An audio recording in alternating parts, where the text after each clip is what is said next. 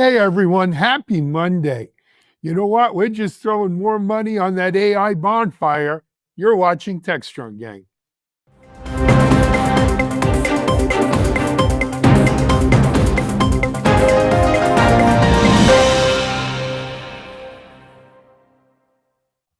Hey everyone, happy Monday. It's Alan Schimmel here for Techstrong and Techstrong Gang. Welcome to another week of As AI Turns, or As AI Burns, as in money, but we'll get more into that in a second. Let me introduce you to our fantastic gang we've got assembled today to talk about, as usual, 3 different topics that we'll be hitting on today. First of all, down Texas way from Austin, he's the Visible Impact CTO co-founder, as well as Futurum analyst. It's our friend. He's originally from the Bronx. Our friend Guy Curry. Hey, Guy. Guy Currier. Excuse me. I'm sorry, Guy. Doing great. Really happy to be here again. It's actually been a minute, and the weather remains completely unpredictable here. I'll just say that much. I miss the Bronx. Yeah, I almost made you sort of part of the Curry basketball family there. Del Curry, Stephen Curry. I forgot Stephen Curry's younger brother. I would be honored to be in their company. I can't. I don't know if you quite save my measure. life. I've never seen you shoot threes, so I'm not going to. You never will. Yeah, not going to go there. Moving over from Texas to New Mexico, though, she is our open source champion and a Linux Foundation participant, as well as the CEO founder of Deploy Hub and many other things, our friend Tracy Ragan. Hi, Tracy. How are you? I'm doing great, Alan. Thanks for having me. As always, I always love being on these calls. Lots of fun. It Okay. Moving from Tracy up to Ohio, where she resides, and she's editor of Techstrong.ai and Gestalt IT, Techstrong ITSM. We've got some news coming with that one. Sulagna. So, hi, Sulagna. How are you? Hi, Alan. I'm good, thank you. How are you? Good. Sulagna, is it Soha or Saha? I always mess it up. It's Saha. Saha with the A. I'll try to remember. That's Sulagna Saha. All Mhm. right. Good. I'm well, Sulagna. It's great to have you here. And Thank we'll you. go from there up to Harrison, New York. If you don't know where Harrison, New York is, it's upstate. Well, for people like me from Long Island, Harrison's upstate. Other people may say, it's just Westchester. But he's our Chief Content Officer, Mike Vizard. Hey, Mike, how are you? I'm well. 10 miles from White Plains is upstate, huh? Okay. I was wondering that too, Alan. You're also 10 miles from the Bronx. Or west.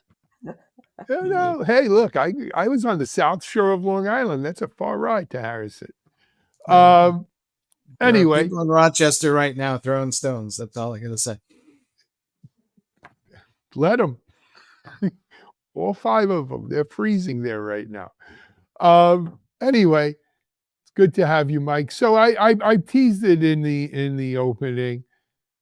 You know, I discussed this on my Shimmy Says LinkedIn Live last Thursday, and it's on our Techstrong TV show from last Friday, the replay of that LinkedIn Live. You could probably get it on Techstrong TV or on YouTube as well.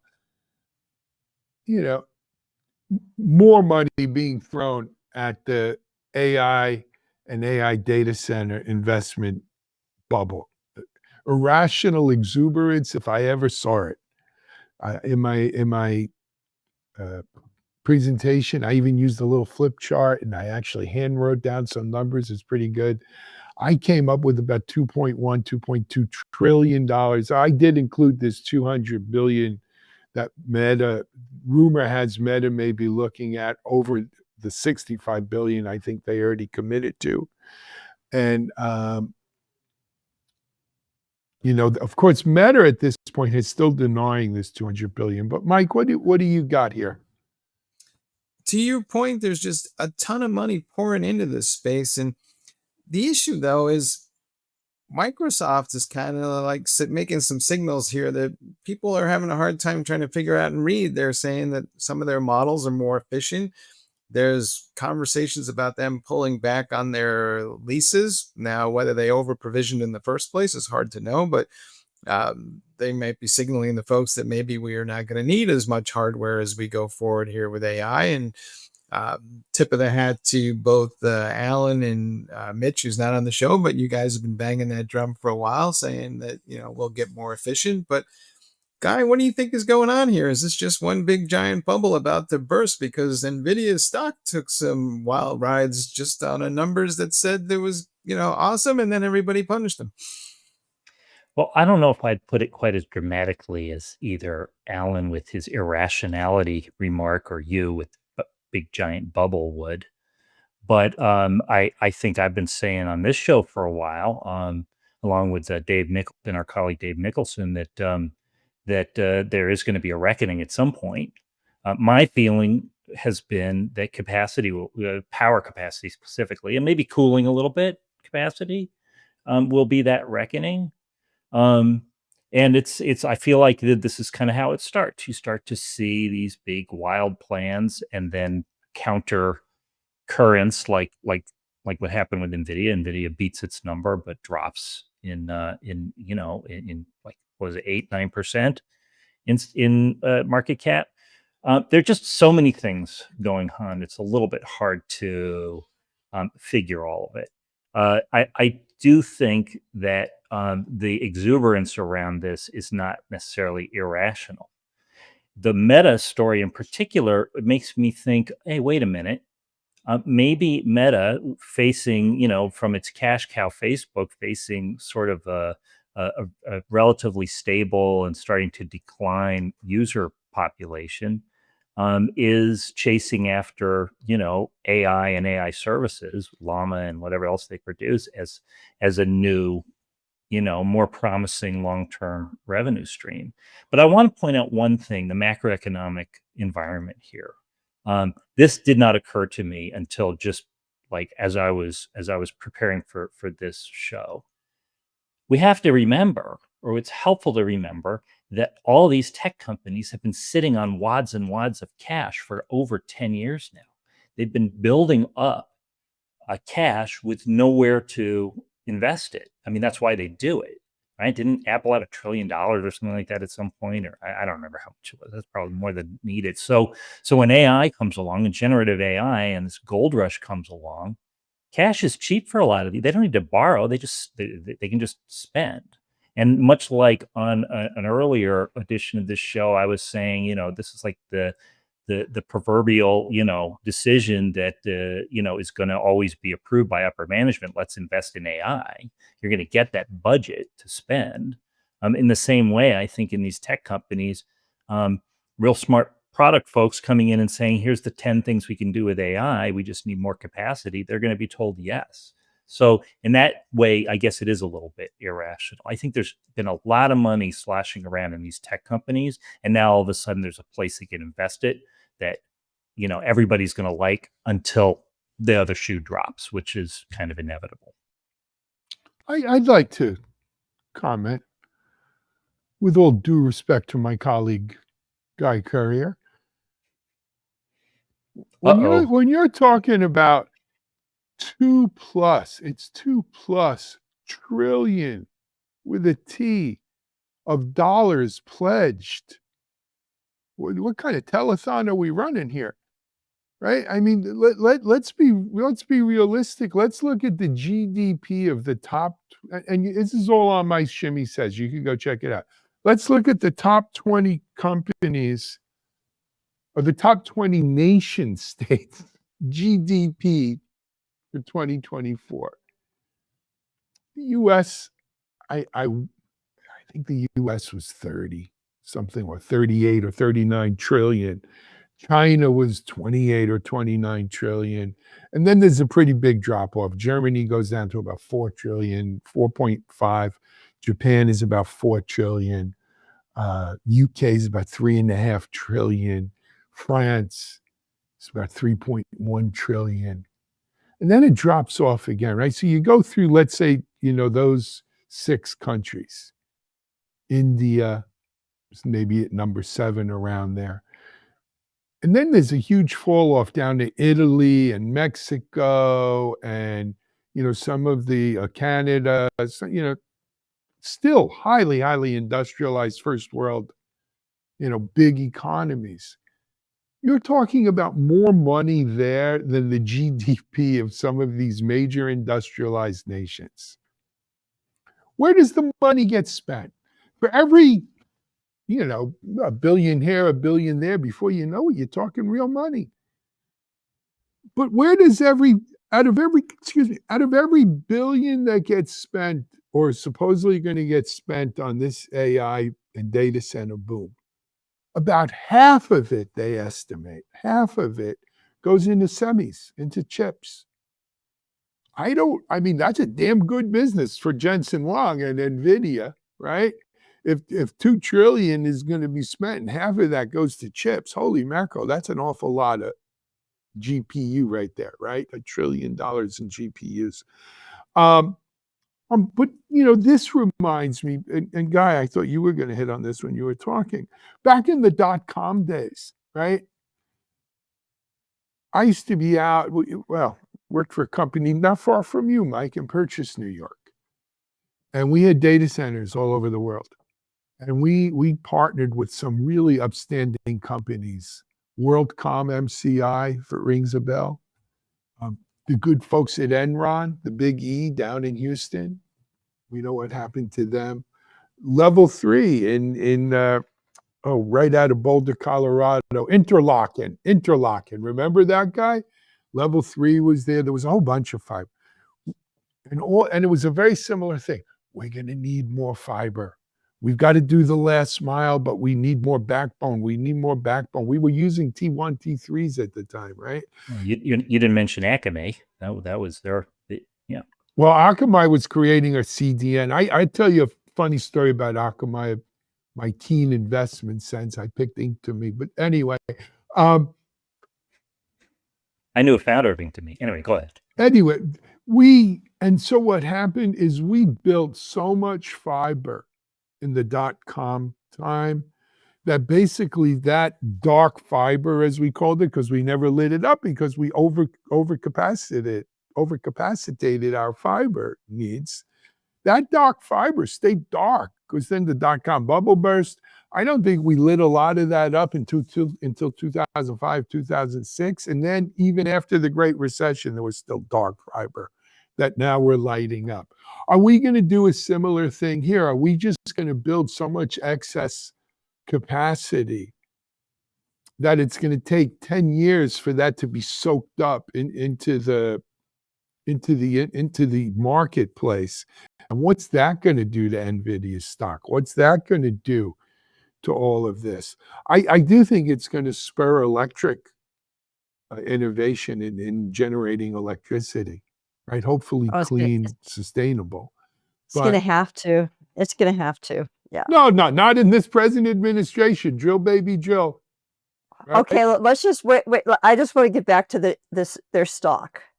It is chaos because when you have an earnings report that says that you are, earning $40 billion a year at a growth rate of 78% year over year, and your stocks go down, we have a different thing happening in the market. I believe that there is a lot of volatility right now because of the current administration and just people are feeling insecure.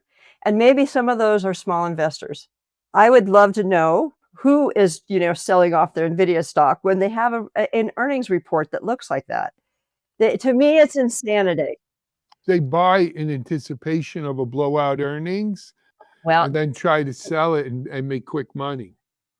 Or there are people who are shorting stocks. That's what they do. It's shorters. Yeah. Right. They're shorting. Yes, but haven't we always seen that? But still, when you have, to me, that's just insanity right now. It really is. It's insanity that a company could be doing that well, and investors are going to start dumping the stocks. Tracy, you see this right here? You know what that is? I get that. That's the violin playing Hearts and Flowers for Jensen and all his cronies at NVIDIA. And the other thing we haven't really talked about is the CHIPS Act, right? is this is the potential of pulling some of that funding away from the CHIPS Act, is that having an impact? The problem is the CHIPS Act's Well, they replaced it it's with small potatoes Starburst, to right? this. Yeah, but they replaced it with Starburst also. That's a half Stargate, trillion. Stargate. Stargate. I really don't care. No, I'll no, call it they didn't. Starburst. So here's the deal. The CHIPS Act is US government money that they're giving the private industry to build chips and data centers here. Stargate is private money that's being invested into AI and data centers. We have a similar thing going on, by the way, in China. Again, this is all on my Shimmy Says thing. The Chinese government has, I forget how many yuan, a trillion yuan or whatever it is, comes out to about $138 billion that the Chinese government is earmarking for AI and AI data centers for the big Chinese companies and smaller Chinese companies too, to be fair. But the Tencents, the Baidu, the Alibabas. On top of that, some of these Chinese companies, Alibaba, for instance, announced, I think it was 35 billion of their money. So you are seeing both governments and private companies come in here over the top on this. I mean, I don't think a fraction of that will be spent in actuality when push comes to shove. And I think we're going to wind up, I think it is a rational exuberance, Guy, with all due respect. And the air's going to come out of this balloon, especially if we can point to real wins with AI real quick. If we're going to really get into it, I do need to point out that those announcements are not really commitments; they're announcements They're or pledges. good They're sleuthing. pledges. Pledges or good It's like running sleuthing. a telethon. Yeah, Good no, I sleuthing get it. because Meta denies any $200 billion. No, but they do acknowledge the 65 billion. Yeah, okay. But also, Alan, comparing GDP, which is a yearly annual figure, spending over the course of a year, with pledges that are going to take a couple years, at least probably 3 years to play out.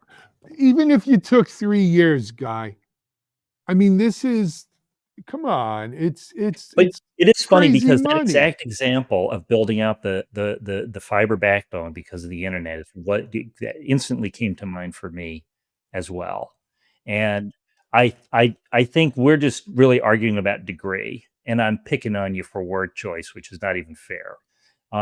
Overinvestment seems so likely here. Uh, I- if not, if only for the macroeconomic, it's probably not even the economic condition I talked about before, which is these are companies with tons and tons of cash that until this AI boom, they were mostly holding on to it because they didn't know what to do with it. Now they have something to do with it that looks promising, and yeah, they're probably going to overdo it. That's that's the boom bust cycle. I I agree.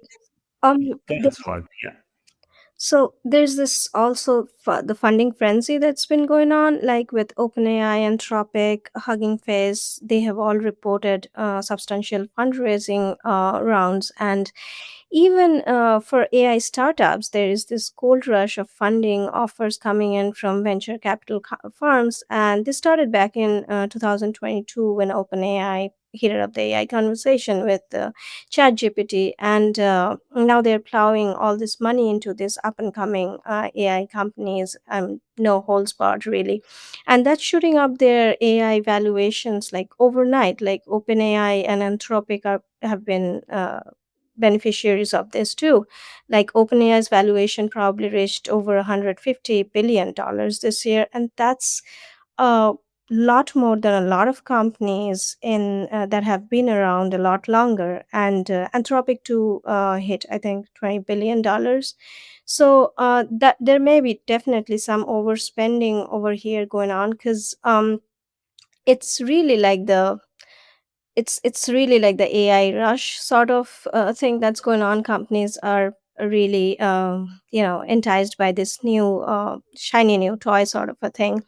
And this ties nicely into this Futurum research finding, which was released a while back, which said that AI readiness of companies is really lagging behind. and they're not really at par with the expected ROI returns that that companies thought there would be. And a lot of things can be there are a lot of factors really that go into explaining why that is. There are cultural conflicts, technological lags, and the general lack of readiness of companies. So, and a lot of companies are also using AI as corner cases, and there is also this AI washing that's going on. So there is definitely, I would say that there is some overspending going on, but also it'll take a while before things start to fall in place and companies start to see their expected returns coming in. Sulagna, you're not implying that companies are using AI as rapidly as possible without really knowing how it works, are you? Yeah. That can't be. This is Sounded this like Yes. is out of my cousin I'm Vinny. not, I didn't. Absolutely not, Your Honor. this I'm is the There's a sorry. lot of report from waste the out there. this is the report from the Futurum Group, right? That you're referencing, I think, right? Mhm. Yeah. Yeah, my colleague Olivier Blanchard led that effort. He's our AI specialist. So, I mean, what you're seeing is the trickle down, right? If you get 2 trillion here, it trickles down. So it's soaking up all of the VC funding that's out there because everyone wants to ride that. Quite frankly, it sucks up our attention here on Techstrong Gang. 2 out of every 3 segments are somehow AI related, right? This is rippling throughout at certainly the tech economy, if not the world economy in general. You know what I find interesting? One last thing, Mike. When I went through the GDP numbers in my shimmy says, every one of these companies is all in on AI, right? They've all made announcements, except Russia. You don't hear anything from Russia on AI. Now, are they just not saying anything because of sanctions? They're not allowed to? Are they just being really secretive? Or are they too busy fighting wars? Or why buy what you can steal, right? So who knows? Well, they're all stealing. Look, there's no angels here. We have cast safety, morals, ethics to the side. It's a full out race to be the king of AI, right? And we're all stealing from each other. There's no doubt in my mind. All right. Well, we have mentioned this in the past, but it's worth mentioning again. We do not give stock tips on this show, but I guess we could remind folks that, Joe Kennedy got out of the market before the great crash when his shoe shine boy gave him some stock tips. And then he figured out, well, maybe everybody's in this a little bit too hard. So do what you Well, like, and folks. he But did go into the bootlegging business, but that's a this whole is true. nother story. Yeah. Let's take a break here on Techstrong Gang. Joe Kennedy. We'll come back with more. You're watching Techstrong Gang. Discover Techstrong Group, the epicenter of tech innovation. We're your go-to for reaching IT leaders and practitioners worldwide. Our secret? Impactful content that sparks awareness, engagement, and top-quality leads. With us, you'll access editorial websites, streaming videos, virtual events, custom content, analyst research, and more. Join our satisfied clients. Let's revolutionize your tech journey. Contact us today and tell your story to the world in the most powerful way with Techstrong Group. All right, folks, we're back in, well, to Alice's point, 2 out of 3 segments. This is the second segment. So we're talking about AI and its impact on software development because there's just a lot of conflicting reports out there.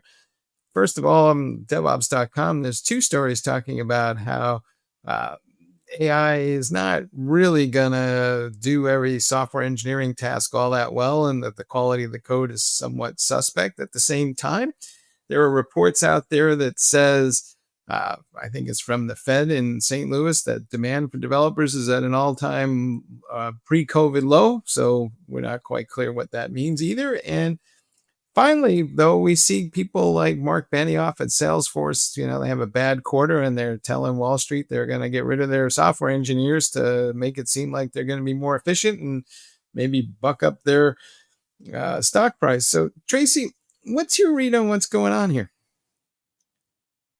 So, every time we go through a kind of a shift in how we develop applications, we kind of see this.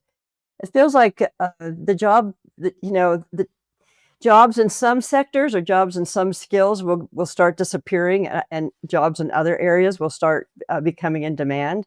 And I kind of feel like that's what I mean. We have to remember that the technology sector is still growing. According to the Bureau of Labor Statistics, it's like a 10% increase since last year. So to say that, one article about potentially jobs on Indeed being less, like 30% less this month and maybe a couple of months ago, I don't think is a good reflection of the real job growth in the tech sector.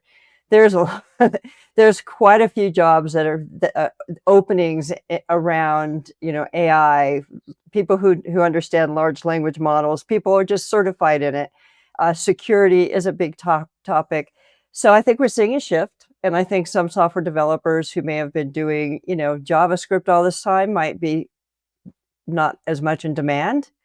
But I don't think that we can really read into, we can't read too much into what Indeed is seeing. And there is a shift away from a lot of developers are moving away from platforms like Indeed, to be quite honest.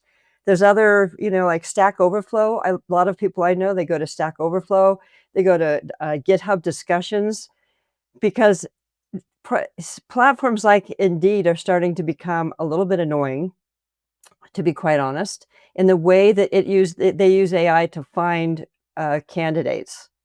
You have to have this perfect match. So I think developers are starting to move away from some of these sites and go to some of the sites that other developers are at. They're actually looking that they know that they have openings on their team. So maybe there's a little bit of a shift in the way developers are looking for work as well. I just don't see a massive decrease in the number of software developer jobs. I really don't. Alan, how much of this has to do with something called the economy, stupid? I mean, Yeah, no, obviously. Well, look, in the last 2 months or so, we have seen economic numbers trending down, unfortunately, both on unemployment and a bunch of other, kind of leading indicators. But, even like Trace, you mentioned Stack Overflow. That's where developers used to go to code and get tips in coding and to commiserate with other developers and figure out how to do things. Guess what? AI has hit Stack Overflow hard. Their numbers are down. I think we discussed this on a gang a couple weeks ago. Stack Overflow is down 40%. 40% of their traffic is missing, or less than their peak. To me, that's an indication of something. People are using AI instead of Stack Overflow to get code snippets and learn how to do things, perhaps. But that's a real number, and that's indicative. Here's the deal. I'm sorry, go ahead. No, Benioff, as you said, yeah, we're going to do less. When Zuckerberg went out, the usual oligarchs we parade out here. Zuckerberg said that they were going to eliminate some mid-level engineering jobs this year because of AI. Other people are saying we're going to eliminate some, fresher kind of jobs, engineering jobs, because of AI, lower level folks. No one says they're eliminating that, the higher level developers. But if you were a young person coming out of school, I got a call a couple weeks ago from a recent college grad. He has a psychiatry degree, bachelor's. And he said, I'm really thinking about going to a code boot camp and becoming a software developer.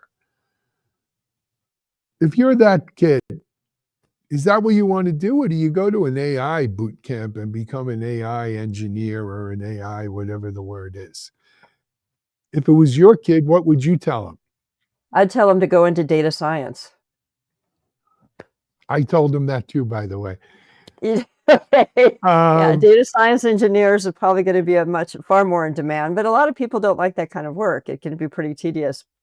Development's a lot more fun, but if you really want to make sure you're going to have a job in the future, data science engineering is, or platform engineering. So, Sulagna, let me ask you about this because you track this AI pretty closely, but some of this is a moment in time. And I think some of the execs, when they say they're going to eliminate this, that, and the other, are counting on the reasoning capabilities of the AI models to become more advanced than they are today. So, what is your sense of how smart will the LLMs get, and will they be able to take on more of these developer software engineering tasks that today maybe they can't? Yeah, so I think that AI coding assistants are definitely getting better with each generation, and they may be able to absorb a good amount of the work that with the coding and stuff. But also because of that, companies are less keen on hiring junior developers, especially.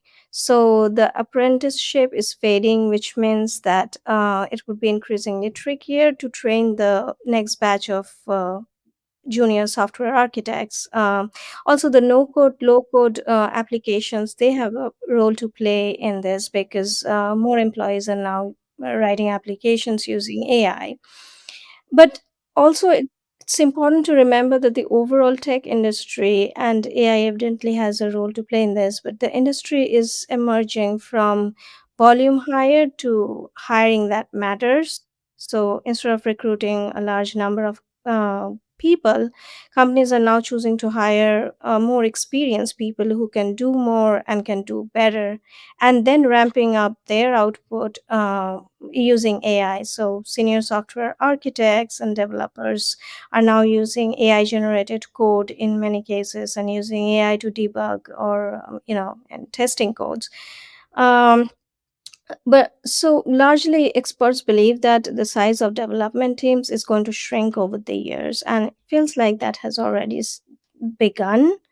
But to what extent that is going to be, and definitely I don't believe that it's going to wipe out developers and AI is going to consume all of that, all of their responsibilities anytime in the future. I just think it's a shift. It's a shift.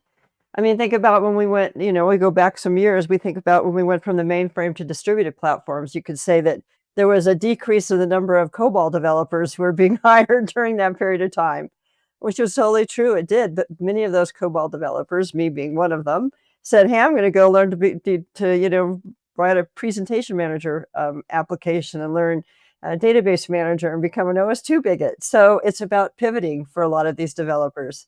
And they have to start pivoting if they want to stay relevant. And the ones who aren't are going to find that they don't have a lot of job openings. But just a point, just in personal experience, we have in our open source community, we have college kids that show up and want to get experience through the open source process. So far, all of them have gotten entry-level coding jobs. All of them have gotten entry-level coding jobs on applications that are using AI. Now, are they an AI developer? I can't say I wouldn't call them an AI developer, but they are entry-level jobs, teams that are working on AI applications, and there was an entry-level spot for them. Interesting. Guy? Alan has pointed out several times that in the Industrial Revolution, there was this widespread feeling that people were going to lose jobs. And what happened instead was workers became more productive. I think this is a little bit different. I'm not sure exactly how, but it's kind of like giving everybody, it's not just coders. Think about doctors and lawyers, right? Part of the fundamental skill set now and going forward is going to be the use of AI assistance for whatever it is you're doing. And I don't know about you, but my general experience with coding and with programming is that for almost any application or service, it's almost a bottomless pit of features and enhancements and so forth. I mean, the paradigm between perfecting and releasing in code development. That's why I've been saying since the beginning that the one of the big benefits of AI is quality, because you can move that needle closer to perfecting while still releasing, thanks to your AI assistant. The thing is that so far the AI assistance in coding seems to be about an inch deep, but it appears by its nature, by the way it was trained, it simulates depth. So that's what we all need to learn. But Alan, you could be right. We could just be doing more coding better with the same number of folks in the end. Let me give you a real world example. I did an interview last week with a developer advocate from a company called Postman. You could go look it up on Techstrong TV. This isn't about Postman per se. It's about him. He's been a developer for, I don't know, 15 years and transitioned to developer advocate. And we were talking about this issue of developers and AI. And he said, my sister called me last week and she's opening a bakery. And I'm her brother and I'm her IT person, as most of us in the IT world are. We are the IT person for our family members who are non-IT, right? We're tech support. And my sister said, I need a website for the bakery. Do you know anyone I could hire? Or could you do it for me? I know you're busy. He said, well, let me ask you a couple of questions. What color scheme are you looking for? What's the vibe you want? What do you want to say? She told him. That day, 3.7 of Claude Sonnet came out. He went into Sonnet. He said, build me a website. And it was for GoDaddy, was the host. Build me a website for GoDaddy. This is this, that, and that. He said a half hour later, her website was up and running, doing e-commerce even, right? You could order cookies online. And he said, if you would have told me 5 years, 10 years, 15 years ago that that's what it was going to take to put up a website, and granted, this isn't an enterprise application, but it was a damn nice website. And it was everything this woman wanted. And it was in 20 minutes from inception to production. That's the world we're living in, right? Now, you're talking to someone who went from being a lawyer to doing websites back in 94, 95, whenever it was. And it was, it was revolutionary, right? Now, look, this is baby stuff. Here's the bias I keep hearing in all the conversations that I'm having with people. If I'm a senior developer or engineer, they go, great. I don't need all these junior guys and I'll just automate all this function and I'll do that myself. Then you go talk to the junior guys and they go, great. We don't need these senior guys because I can do all this stuff myself. So I can't figure out which end of this thing is going to wind up being the front of this thing. Well, the senior guys to the senior guys might want to get rid of the senior guys because they're more expensive. But on the other hand, if it's left up to the senior guys, they'll get rid of the junior guys because they want to keep their jobs. Yeah. So just a point to the listeners here. If you are looking for a job, there are two things that you should really think about. Make sure that your LinkedIn profile looks awesome. Make sure you have everything on there that you have in terms of skills. I would even say if it's a skill that you know, but you have not actually used it in a job, list it. And make sure your GitHub profile is awesome, because more employers are looking at your GitHub profile as much as they are your LinkedIn profile. So resumes and cover letters are all well and good, but when it boils down to evaluating somebody before you get the phone call, they're going to look at your LinkedIn page. They're going to look at how you brand yourself. And they're going to look at your GitHub profile. So keep that in mind. Great advice. That is really... Hey, except it's not a person reading it. It's an AI agent that's looking at it first. Eventually, there's a person looking at it. The AI agent only looks at your resume, and that's the problem. All right. Let's take a break here on Techstrong Gang. We're going to come back and, speaking of old and new and senior and junior developers, is the dividing line between do you use Rust or C in your Linux kernel? You're watching Techstrong Gang. SecurityBoulevard.com is the leading resource for news, analysis, and education on challenges facing the cybersecurity industry.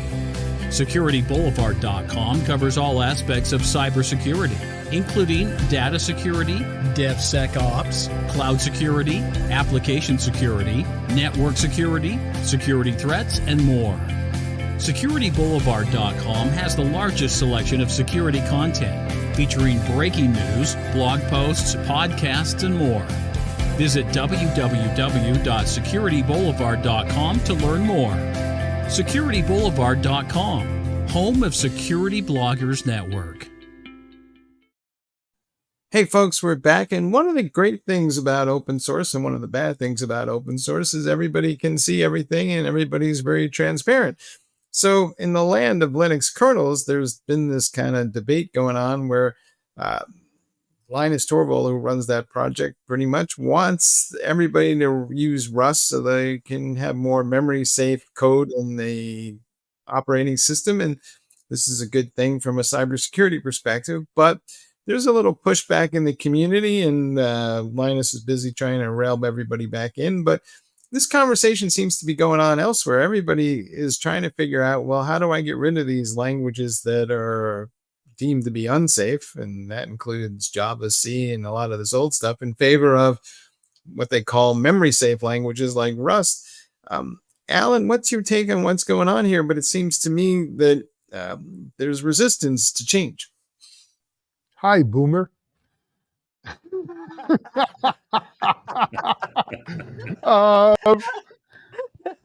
Okay, and we're done. That was a good. That's what this is coming down to me, folks, right? And I'm a boomer, so I get it. I get it.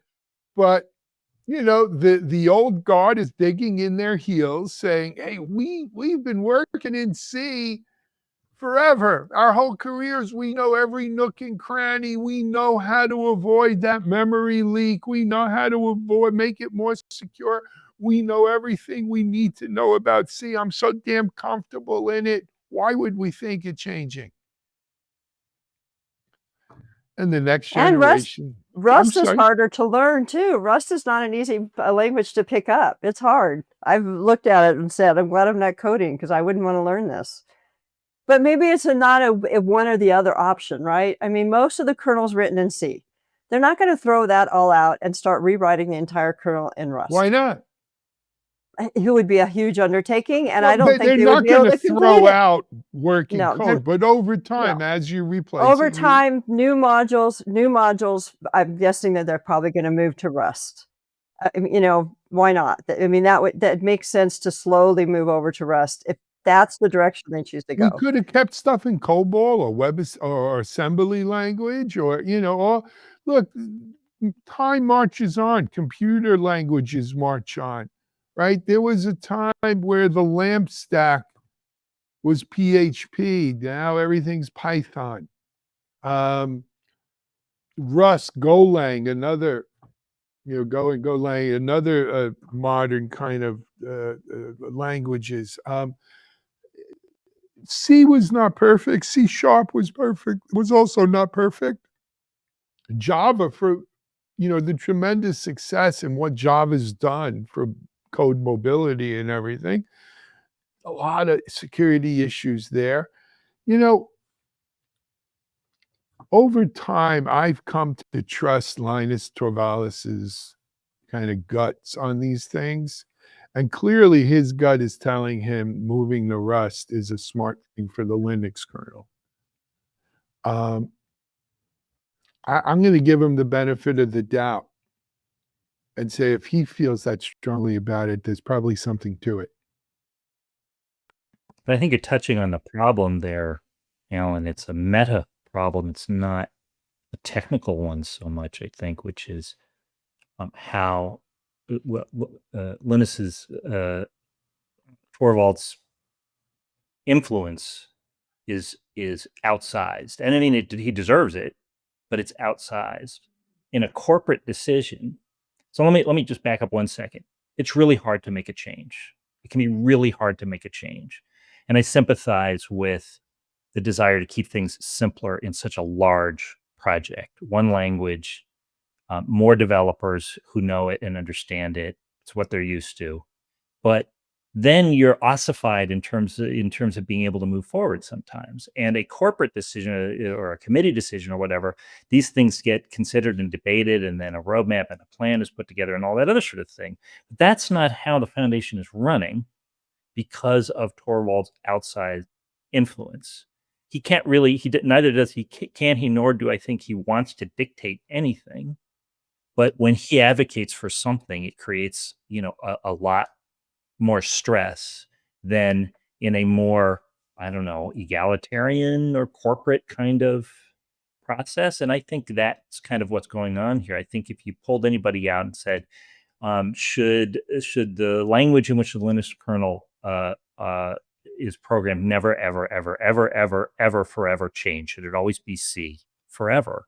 They would say probably no. Very few people would say that there should be no room for change. So then it's not a question of whether, but when and how you do it. I can't help but, I'm sorry, go ahead, Mike. And I'd love Tracy's opinion on it, because I think this is a change management issue writ large, right?